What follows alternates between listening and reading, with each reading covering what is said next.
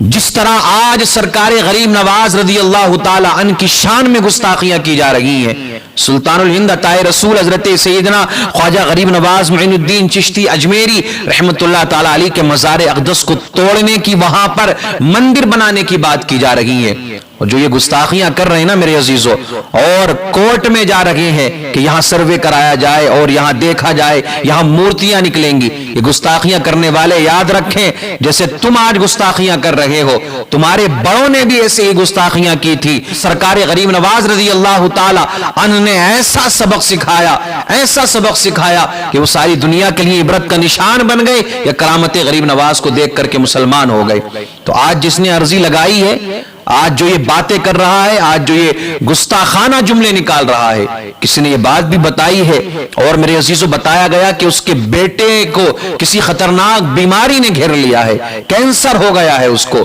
تو جو بھی گستاخیاں کرے گا، اللہ کے ولیوں سے جو ٹکرائے گا، اللہ رب العزت اس سے اعلان جنگ فرماتا ہے۔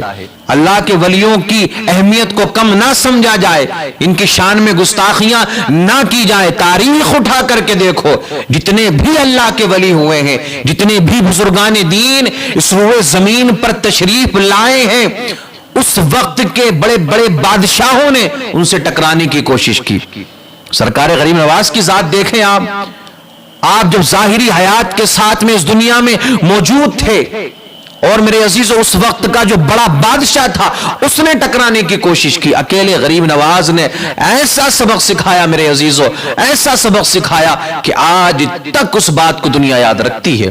کن کن پریشانیوں کا سامنا نہیں کرنا پڑا، بہت زیادہ پریشانیاں اٹھائیں، بہت زیادہ تکالیف کا سامنا کیا، دین کی تبلیغ کے لیے، دین کی اشاعت کے لیے، دین کو پھیلانے کے لیے بہت کچھ کیا۔ اللہ رب العزت دین کا کام اپنے جب کسی بندے سے لیتا ہے نا، تو اس کی مدد بھی میرا رب بھرپور فرماتا ہے۔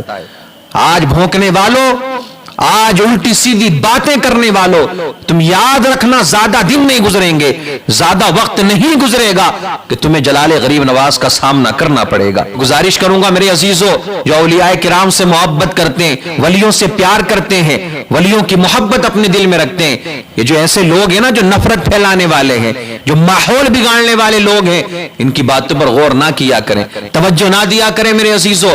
آپ جا کر کے دیکھیں، آج ہی جائیں، آج ہی پہنچیں آپ دربار غریب نواز میں، وہاں جا کر کے آپ دیکھیں گے تو میرے عزیزو غیر مسلموں کی تعداد آپ کو وہاں زیادہ نظر آئے گی، اور ان سے پوچھیں گے نا آپ جا کر کے، تو کوئی کہے گا کہ مجھے یہاں سے آنکھوں کی روشنی ملی ہے، کوئی کہے گا میں اس لیے آتا ہوں کہ یہاں سے مجھے اولاد ملی، اس کا یہ عقیدہ ہے۔ حالانکہ اولاد یہ سب چیز میرے عزیزو یہ دست قدرت میں اللہ عطا فرماتا ہے، لیکن اپنے محبوبین بندوں کے صدقہ و طفیل میں اللہ اپنے بندوں کو نعمتیں عطا فرماتا ہے۔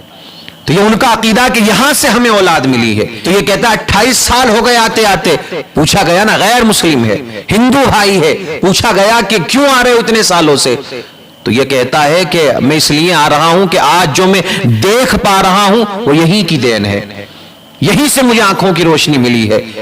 ایک عورت کہتی ہے کہ یہاں آ کر کے سکون ملتا ہے، سکون حاصل ہوتا ہے۔ جب بھی میں یہاں آتی ہوں، میرے پریوار والے آتے ہیں، اور وہ خود 50-60 سال کی عورت ہے، غیر مسلم عورت ہے میرے عزیزو۔ اس نے یہ کہا کہ صرف ہم ہی نہیں آ رہے یہاں پر، ہمارے جو بزرگ تھے، ہمارے جو بڑے تھے، وہ بھی یہاں آیا کرتے تھے۔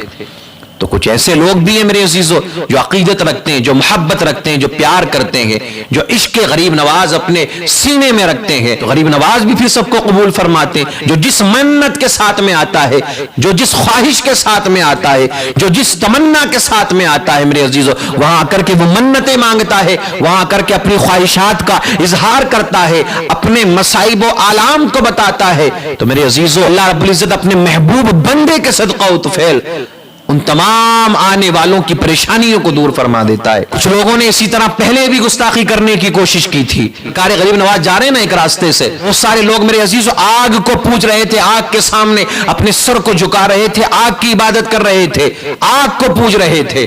سرکار غریب نواز نے فرمایا یہ آگ ہے، اس کا کام ہے جلانا، तुम इसे पूज रहे हो। किसी ने कहा 40 साल से, 20 साल से, 30 साल से। सब ने कहा कि हमें इतने साल हो गए इस आग को पूजते हुए। आपने फरमाया जब इतने साल से पूज रहे हो, उसके आगे अपना माथा टेक रहे हो, तो ये तो तुम्हें जानती होगी ना, ये पहचानती होगी, ये तुम्हारा कोई नुकसान नहीं करेगी। चलो एक एक करके इसके अंदर कूदना शुरू करो या इसके अंदर अपना हाथ डालो। वो कहने लगे बाबा कैसी बातें करते हो, इस आग का काम है जलाना, ये जला देगी, हमें नुकसान पहुंचा देगी। जब इतना सुना ना, तो एक पंडित के हाथ में एक बच्चा था। सरकार गरीब नवाज ने उस बच्चे को अपनी गोद में लिया और मेरे अजीजों आग में कूद जाते हैं। अल्लाहू अकबर कबीरा। अब सारे परेशान है कि अब तो ये बुजुर्ग भी जल गए होंगे और वो बच्चा भी जल गया होगा। अभी ये बातें कर रहे थे कि सरकार गरीब नवाज सही और सलामत मुस्कुराते हुए उस आग से बाहर आते हैं। कहा बाबा तू कैसे बच गया? आप फरमाते तुम इस आग को पूजते थे, लेकिन मैं इस आग को पूजता नहीं हूं। तुम जाओगे तो तुम्हें जला देगी, लेकिन मुझे नहीं जलाया है। वजह यह है कि मैं इस आग को नहीं पूजता हूं, इसके आगे अपने सर को नहीं झुकाता हूं,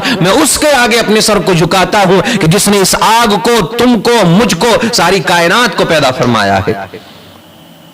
ये करामत देखी ना जब, तो मैं हमेशा एक बात कहता हूं, आम बंदा जो होता है ना, आम बंदा जिसे इल्म नहीं है, नॉलेज नहीं है, जानकारी नहीं है, बस दुनिया में आया है, किसी बात से मतलब नहीं है, तो उसको तो मेरे अजीजों लालच देकर, पैसा देकर या धमकाकर, डराकर, कुछ भी करने के बाद में उसका धर्म परिवर्तन करवाया जा सकता है, उसके दीन को बदला जा सकता है। लेकिन जो पढ़े लिखे लोग होते हैं ना, जो नॉलेज वाले, अपने दीन की समझ रखते हैं, जो बड़े ओहदों पर, बड़े मनसब पर फाइज होते हैं, उनको बदलना इतना आसान नहीं है। लेकिन मेरे गरीब नवाज की ये शान रही है कि उस वक्त के बड़े बड़े पंडितों ने सरकार गरीब नवाज के हाथों में अपना हाथ दे करके कलमा पढ़ा और मुसलमान हो गए।